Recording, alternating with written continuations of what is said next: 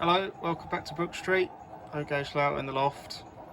Apologies, it's been so long since the last layout update. It's just that time of year where things get on top of you and you don't have enough time to do what you really want to do, which is being up here.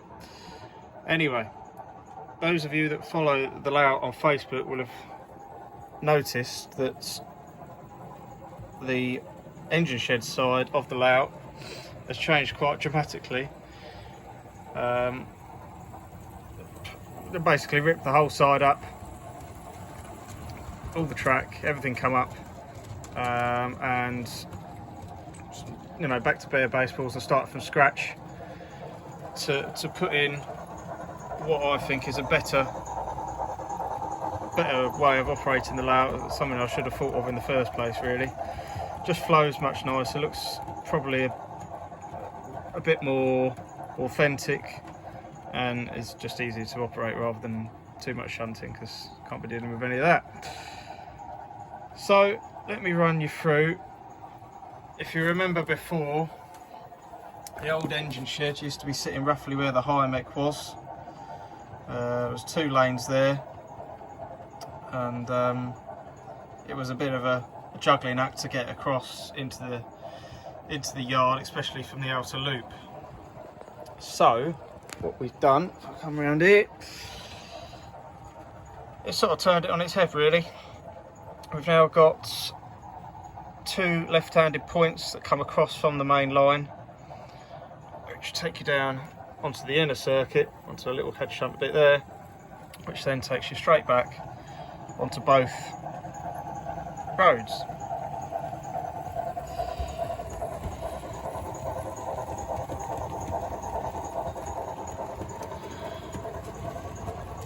I've also, the carriage sidings used to start just to the left of that little P-way hut on a right hand curve point and go across the back road.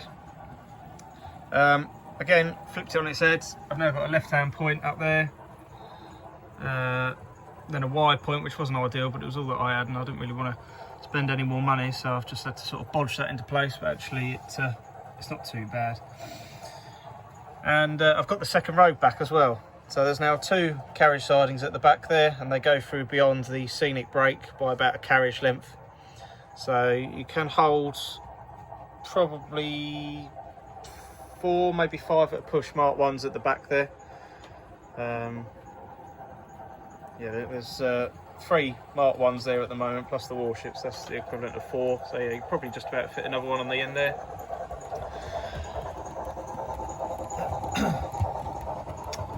Yeah, so it's taken quite a while.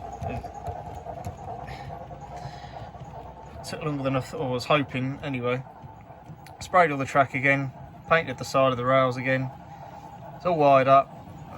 Seem to love wiring in this place. And yeah, it's all working. So next job really is to ballast. I've got a little bit of problem with one of the baseballs with the brake fans going over just now. It's an easy fix, I just haven't got around to doing it. Then it's on to ballast. Not sure whether I might hold off doing the ballast until the summer, just because being in a loft, it's probably better to do it when it's warm. 1, because it'll dry quicker, and 2, any problems with expansion, hopefully the track in the summer will have expanded, and I have allowed for that. Yeah, so it just makes it easier, really. Another shot of the pannier coming past. That one has been fitted with DCC sound since the last update. You might have seen that on the channel. A couple of little videos of it. If I'll show you the engine sheds, a bit of an afterthought, and unfortunately, because of where the supports are in the loft for the baseballs to sit on, couldn't really get away with putting any proper deep inspection pits in. So if I move this pannier out the way, you might be able to just see there is a shallow inspection pit, and there's one underneath the 14XX there, just to give the impression that, well, an inspection pit really.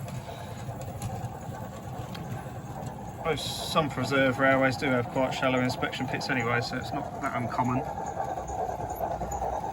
just not that ideal for the people working on them, I suppose. But yeah, that'll add a nice little scene and can detail them up a bit more. The engine shed on the right there is currently missing its roof because I've got to take a little bit off on the left hand side just so it all fits in, because it's quite a snug fit over the back here. Its second radius curves on the inside, and to try and maximise the space in the yard I needed to push everything back as far as I could. So yeah, it's a tight fit, so that's why that one's missing its roof at the moment. I've got to take a bit off to make sure it all fits on. I might actually get around to painting these one day. Don't hold your breath. Signal box has come back over this side. I did toy with the idea of sticking it over the other side, but I think it looks quite good there actually. Another dapole signal installed. I've got to wire this in. Thankfully they come in the off position, so I can just get on with it. And I shall fit another one similarly on the other side. Where is it? Somewhere where that little star is. So there'll be two signals protecting the crossover from the outer loop to the inner loop, controlled by the signal box, which of course controls all the other signals and the level crossing, in theory. I've made use of the little second-hand sort of workshop type building. I'm going to sit that there because that sort of finishes the scene off quite nicely. That looks a bit bare when it doesn't have any buildings. I know it's not supposed to be a built-up area, but it's nice to have a building here and there. And I can't remember if I've shown this before. Nice little bicycle there, lent up. And the cleaner's obviously booked on early to start cleaning the engines.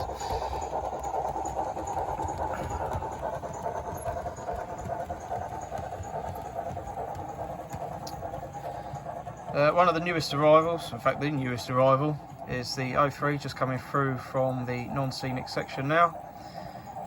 This was purchased from Hatton's. They had a bit of a deal on and I couldn't resist basically. I'm quite pleased with it.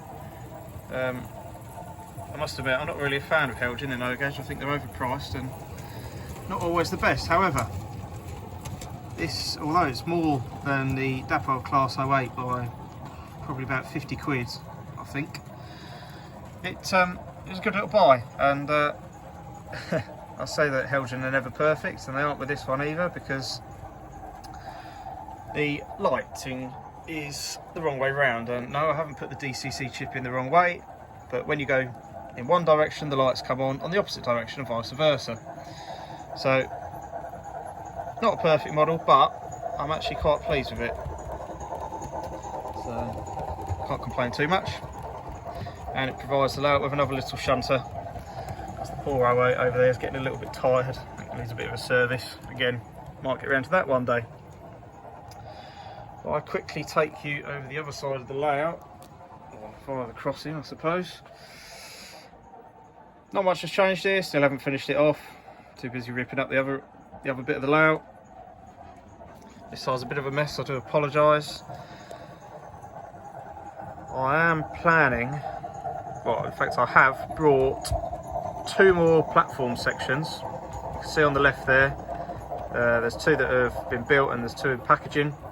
They're to go that side, and I've got two more to go behind the waiting shelter on the inner loop. That increases the platform up to a 2-car platform. I didn't realise that I had quite as much space there as I thought, so yeah, slight modification. And the waiting shelter, which was on the outer loop, is now going to go on the inner loop, and I need to find a nice station building a bit bigger than the waiting shelter to go on the outer loop, make it a bit more of a substantial station as opposed to a country haulage, I think is how I described it in the last video. I might get round, or I will at some point, get round to ballasting the rest of the yard, but again this might have to wait till the summer or at least the spring, but we'll see.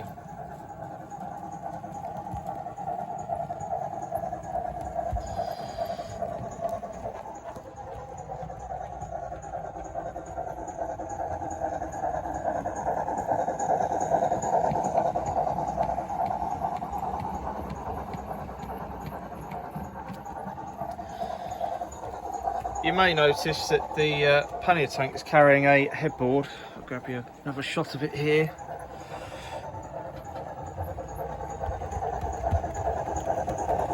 Don't know if it comes out on the camera, but it does say Cambrian Coast Express, which is quite nice. I have got some Christmassy ones as well. High make forward, you can see it on here.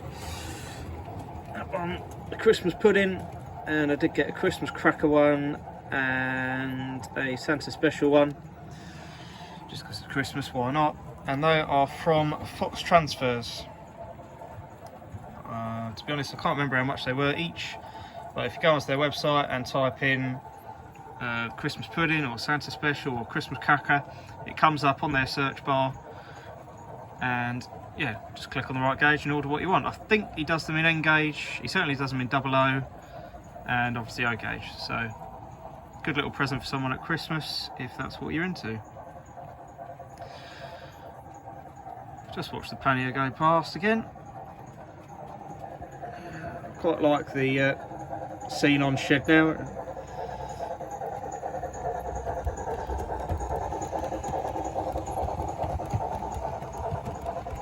Beforehand it was nothing quite fit. All the diesels got in the way, which is why I've sort of put this sort of shunt neck in place really. So you can fit 2 big diesels in there, and little ones I suppose. Just give somewhere for the steam engines to have their own little section. And yeah, quite pleased with how this is coming along.